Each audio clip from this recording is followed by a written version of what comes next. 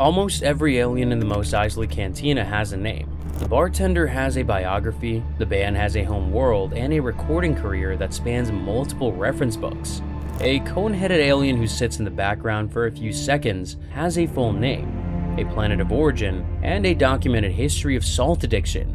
But after 47 years, no one has been able to explain what Yoda is. Three beings share a species across the entire canon timeline: Yoda, Yaddle, and Grogu.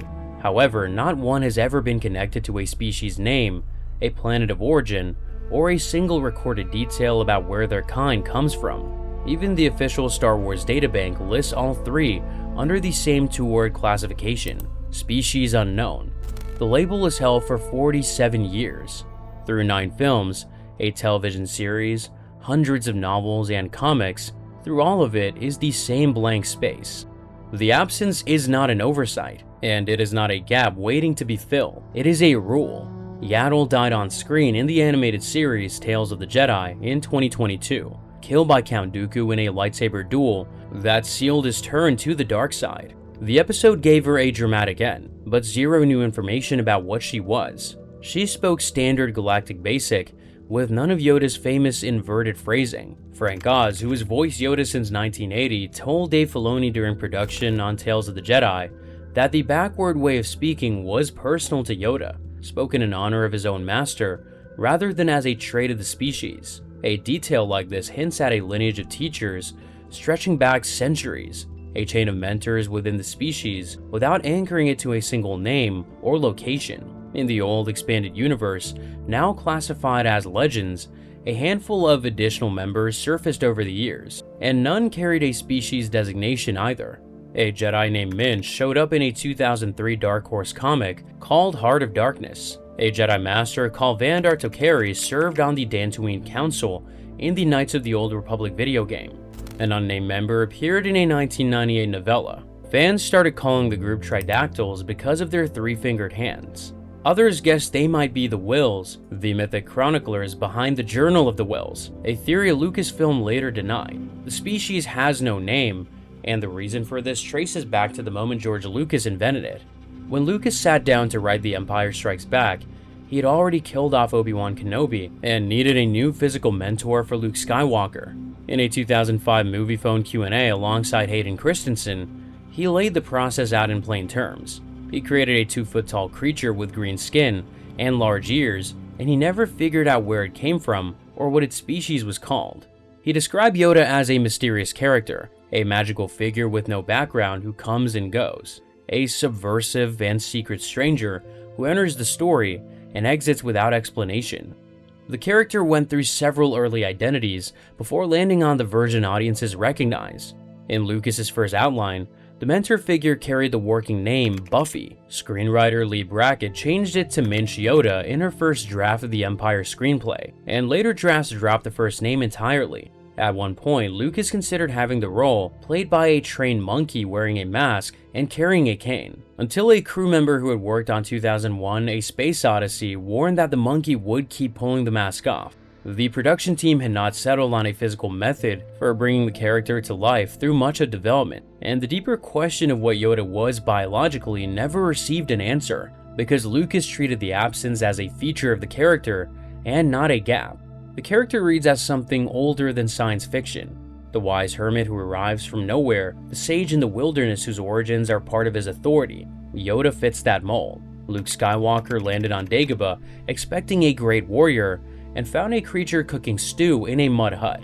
And the character worked precisely because nobody, not Luke and not the audience, could place him in any familiar frame. A backstory would have given him an edge. A species name would have made him easy to recognize. Lucas wanted the opposite. In the From Puppets to Pixels documentary on the Attack of the Clones DVD, he joked that Yoda was the illegitimate child of Kermit the Frog and Miss Piggy, deflecting the question with humor the same way he had deflected it with silence for 20 years. He also had a cautionary example from his own work. When he introduced midichlorians in The Phantom Menace, giving the Force a measurable biological basis, the audience reaction was immediate and negative. Fans felt that measuring something spiritual had cheapened it, turning what felt like a cosmic mystery into something closer to a blood test. Whether that criticism was fair or not, The backlash made one thing clear: peel back the layers around something core to the emotional heart of Star Wars, and the magic thins. Yoda represented the Force at its most unknowable, and Lucas had no interest in over-explaining him the way many fans felt midichlorians had over-explained the Force.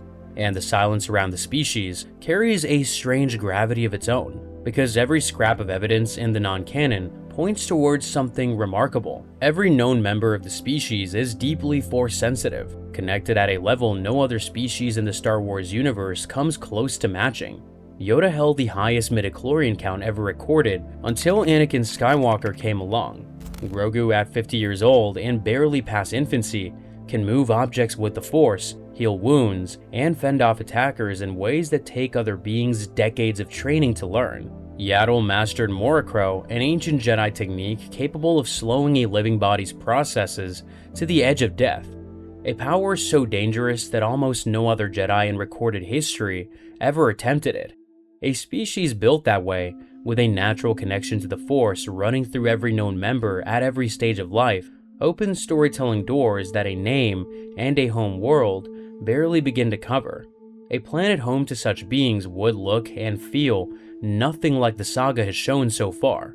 The living Force might fill every surface the way it soaked Dagobah, the swamp world Yoda chose for his exile, where the line between nature and the mystical blurred in every direction. Their connection to the Force may even shape how they communicate, which could explain why Yoda's speech patterns differ so sharply from Yaddle's more conventional speech. And none of those ideas would require giving the species a name or pinning it to a map. The right story would deepen the void and not fill it, giving audiences who have never asked the question a reason to start. But the instinct to keep the species unknown would have stayed a private creative preference if Lucas had limited it to his own scripts. He did not. Before the prequel trilogy, Lucasfilm sent instructions to licensees across the publishing and merchandising divisions, actively discouraging any content that explored Yoda's species. The goal went past keeping a name secret. The company wanted to avoid confirming that an entire species of Yoda-like beings even existed. For all the audience knew through the original trilogy, Yoda could have been singular in the galaxy, and Lucasfilm preferred to keep it that way. When licensees crossed the line, the consequences were concrete.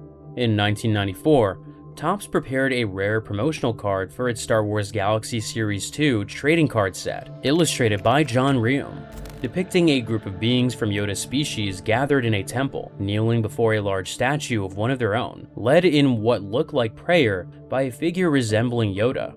Lucasfilm ordered Topps to recall and destroy the entire print run before a single card reached store shelves. Gary Girani, the author of the official Star Wars Topps trading cards book, confirmed in a 2019 Sci-Fi interview that the image had crossed the line with Lucasfilm. A handful of copies reportedly survived the recall, and in 2009, Topps reprinted the front artwork as a limited insert in Galaxy Series 4. But the original run was gone, pulped, because one illustration showed too much about a species that was never supposed to be depicted in groups, let alone at worship. When Lucas introduced Yaddle in The Phantom Menace in 1999, he confirmed for the first time that Yoda was not the only living member of the species. But the confirmation came wrapped in deliberate emptiness. Yaddle originated as a concept sketch by Ian McCaig, drawn as a possible design for a younger-looking Yoda, and Lucas liked the visual enough to have a puppet built and placed on the Jedi Council. Phil Easton puppeteered her on set. The credits named her, and a deleted scene gave her a few lines of dialogue, but Lucas cut those lines from the theatrical cut. The final film showed her sitting in her council seat with no speaking role, no backstory, and no lore of any kind. She vanished entirely from the following two prequels without explanation. In the Legends novels and comics, writers gave Yaddle a fairly detailed history, including centuries of imprisonment on a planet called Koba, but the canon treated her as a near absence, a face in the background of a council chamber. The Clone Wars ran for 6 seasons under Lucas's direct involvement and never touched the species or Yaddle's background, and production on the series discouraged exploring her character. The final arc of the series sent Yoda to the cosmic wellspring of the Force, a planet at the center of the galaxy where the living Force and the cosmic Force were one, the origin point of midichlorians, and then on to Moraband, the ancient home world of the Sith. He confronted the personification of his own dark side, resisted illusions crafted by Darth Sidious and Count Dooku through Sith sorcery, and learned the secret of preserving his consciousness after death. The 5 priestesses who guided him through those trials existed between life and death, manifestations of pure emotion who could appear at will and dissolve when their work was done, inhabiting a state no ordinary being could reach. Every known member of Yoda's species, with their extraordinary force sensitivity and their centuries-long lifespans, sits closer to that threshold than any other biological species in the canon. The connection is tantalizing, and it has never been drawn explicitly. A story exploring that connection would not need to name the species. It would only need to push further into the relationship between Yoda's kind and the Force itself. But the arc took Yoda deeper into the Force than any character in the canon has ever traveled, and it said nothing about his origins. Lucas worked on every stage of that arc's development, and the decision to leave the species untouched was his alone. When Lucasfilm changed hands in 2012, the silence around Yoda's species could have ended overnight. A name in a reference book, a line in a new show, a passing mention in any of the dozens of stories being developed for the new era. Instead, the first major addition to the species in decades arrived in 2019, and it answered nothing. Grogu was a 50-year-old infant of the same kind, found alone on a backwater planet, strong enough in the Force to lift a charging mudhorn and heal a poison wound, and completely without context. 3 seasons of The Mandalorian treated him as Yoda's mystery in miniature, the same species, the same extraordinary connection to the Force, and the same blank space where an origin story should be. Jon Favreau, who created the show, designed Grogu to sit inside that blank space. In interviews around The Mandalorian's launch, he said he believed the curiosity around the species came from the same deliberate secrecy Lucas had built around Yoda's origin, and that the secrecy naturally extended to Grogu. Dave Filoni, who worked alongside Lucas for years on the Clone Wars, has guarded the silence longer than anyone still telling stories in the galaxy. At Star Wars Celebration in 2023, a fan asked whether he held information about Grogu's family or species. Filoni responded that confirming whether he knew would only be cruel because the audience would then be aware he was choosing to withhold it, and he did not want to put anyone through that. When asked whether he ever intended to explore the question on screen, he said he did not think so. Pablo Hidalgo, Lucasfilm's lore advisor, has reinforced the boundary from a different angle, personally shutting down the long-running fan theory that the species might be the Wills, the mythic chroniclers of the Journal of the Wills. The species remains classified as unknown in the official databank and every public-facing reference to date.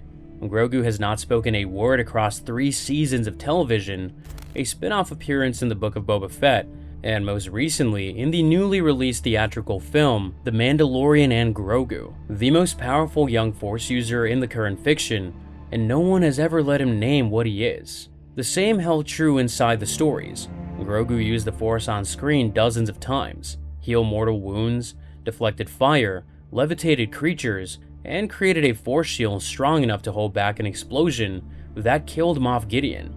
At no point did any character comment on what kind of being could do those things at that age, or where such a being might come from. The fiction treated the question as invisible, and the audience accepted it, because the character's power felt more impressive without an explanation than it would have with one. Yoda works as a character because he occupies a space no other figure in the Star Wars galaxy fills. Every other major species in the universe carries a weight of context. A Twi'lek comes with Ryloth, a political history, an economy shaped by exploitation and trade. A Mandalorian comes with armor traditions, warrior codes, leadership disputes, and centuries of conflict with the Jedi. Species identity in Star Wars is never neutral. It arrives loaded with detail, and detail defines the limits of what a character can represent. Yoda has none of that, and the blankness is not an accident. He carries no cultural weight, no political ties rooted in a home world, no ties to his ancestors. He can serve as a pure vessel for the Force's wisdom because nothing about his background competes with that role. A named species would hand future writers a home world to visit, a government to depict, a language to translate, and a history to reconcile with the existing timeline. Each addition would sharpen the picture and inevitably shrink it. A similar logic protects the deep nature of the Force, which Star Wars has left deliberately vague even as it explores the Force's effects in detail after detail across every era of fiction. The Force and the species share the same purpose. They are the two great unknowns in the galaxy, and both draw their weight from the space left around them. Star Wars has tested the limits of revelation before, and the results have not always been kind. Midichlorians turned the Force from a spiritual presence into something that could be measured with a needle. Boba Fett spent 2 decades as the galaxy's most feared bounty hunter, partly because audiences never saw behind the helmet. The prequels recast him as a child clone of Jango Fett, and the mystique that had fueled fan fascination for a generation evaporated in a handful of scenes. Snoke arrived in the sequel trilogy as a towering dark-side figure whose origin the filmmakers position as the anchor of the new era's conflict, and the answer? A vat of engineered clones in a Sith laboratory landed with a flatness that made the question feel cheaper than the mystery had. Some secrets in Star Wars thrive on revelation. Yoda's species sits in the rarer category, where the blank space contributes more to the story than any answer plausibly could. The question has gone unanswered for close to 50 years, and with good reason. But a version of the story is waiting to be told, one where the right kind of content expands the mystery without solving it, and the raw material is sitting in the canon, unused. 3 beings across 47 years of fiction, each among the most powerful Force users ever recorded, each carrying the same blank entry in the databank. A Force wellspring at the heart of the galaxy that Yoda visited, whose connection to his species was never addressed. A pattern of Force sensitivity so consistent, it cannot be coincidence, running through every known member at every stage of life, from Grogu's infancy to Yoda's final hours on Dagobah. And the Clone Wars and The Mandalorian have both proven that audiences will follow stories about the Force into strange and unfamiliar territory when the writing earns their trust. A series or film that took Grogu into the edges of the known galaxy, tracing remnants of his kind through ruins older than the Republic, would not need to break the commitment Lucas made. It would need to honor the spirit behind it, while recognizing that a mystery left completely untouched for half a century risks becoming something audiences accept and not wonder about. The best mysteries grow when they are fed carefully, and the difference between explaining it away and deepening it is a question of craft, not of caution. A home world that resists easy description, a culture that communicates through something older than language, a connection to the Force that came before the Jedi Order by thousands of years. None of those ideas requires a species name or a databank entry. They require a story willing to stand at the edge of the void and look in without filling it. Whether that story will ever be told is a question the fiction has not answered. 47 years of Star Wars have produced 3 members of the species, each among the most powerful Force users in the canon, and not one has been given a name for what they are. Grogu remains silent, the databank remains blank, and the connection between the species and the oldest layers of the Force, hinted at through every piece of evidence the fiction has offered, remains unexplored.